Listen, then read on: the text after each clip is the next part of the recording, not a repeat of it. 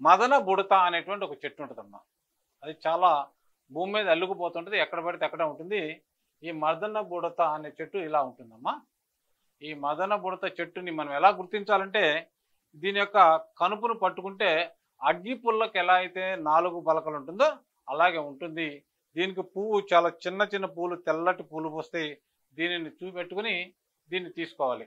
దీన్ని చక్కగా తీసుకొచ్చుకుని కడిగి ఎండబెట్టుకుని పొడి చేసుకున్నటువంటి పొడి దీనికి ఒక 50 గ్రాములు మనకు కావాల్సి ఉంటుంది.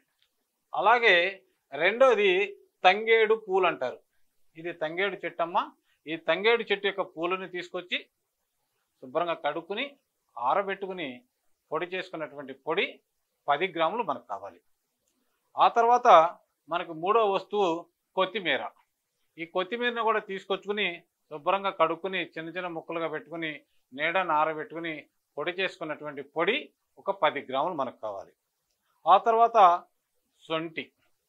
ఈ సొంటి అనేది శోధిస్తుంది అంటారు.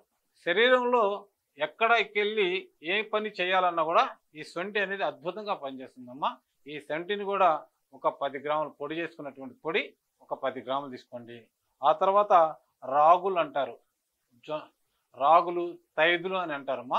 ఈ రాగుల పిండి ఒక 10 గ్రాములు. మొత్తం 90 గ్రాములు అవుతుందమ్మా.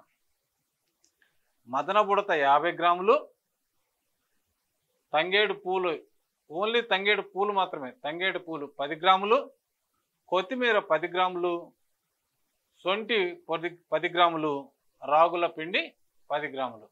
ఈ మొత్తాన్ని తీసుకుని శుభ్రంగా మిక్సీకి వేసేసి కలిపేసి వస్త్రగాళం చేసుకుని భోజనం చేసిన తర్వాత ఉదయం 2 గ్రాములు, రాత్రిపూట 2 గ్రాములు దానికి ఈ పొడికి పంచదార లేదా మిశ్రి లేకపోతే తాటి కలకండ కలుపుకొని తీసుకుంటూ ఉంటే ఈ బొడ్డు చుట్టూ ఉన్న కొవ్వు బాగా కరిగిపోతుంది.